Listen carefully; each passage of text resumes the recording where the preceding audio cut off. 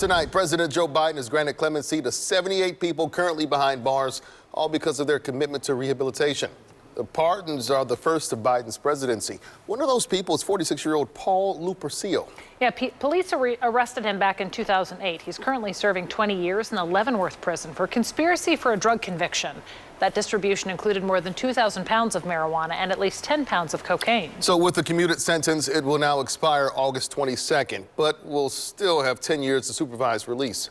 I-Team reporter Sarah Plague joins us now with an in-depth look at how drug sentences have changed. Yeah, Sarah, we know societal attitudes toward cannabis are changing. So how have sentences changed since the original sentencing? You know, and they have changed quite a bit over the last 10 years. We talked to a criminal defense attorney in Kirksville, Missouri, who frequently deals with cannabis cases. We had three main questions for him. Number one, how have cannabis sentences changed over the last 10 to 15 years in Missouri? And over time, a decade ago, we didn't have, the Class D misdemeanor for possession of 10 grams or less. It's punishable by a maximum of $500 fine. So prior to that law taking effect, you had only the Class A misdemeanors. It's actually rather frequent that first-time offenders get some form of probation and some leniency from prosecutors. That leads into another question. Is there a difference in how rural areas handle the drug compared to urban areas?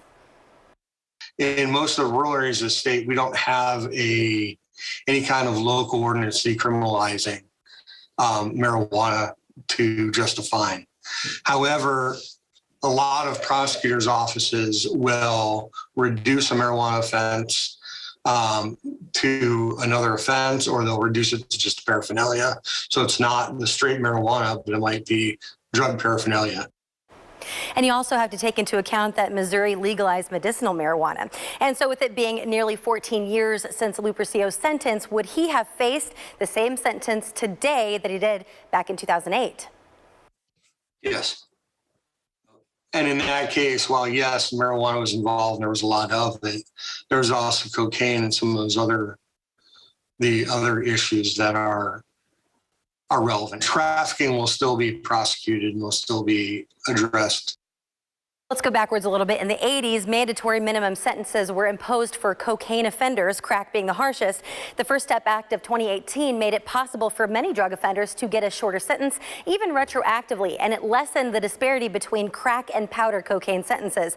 And while it shaved years off people's sentences who were caught with large amounts, it left out many low-level crack offenders, and lawsuits have since challenged that law. I'm Sarah Plague, KSHB 41 News.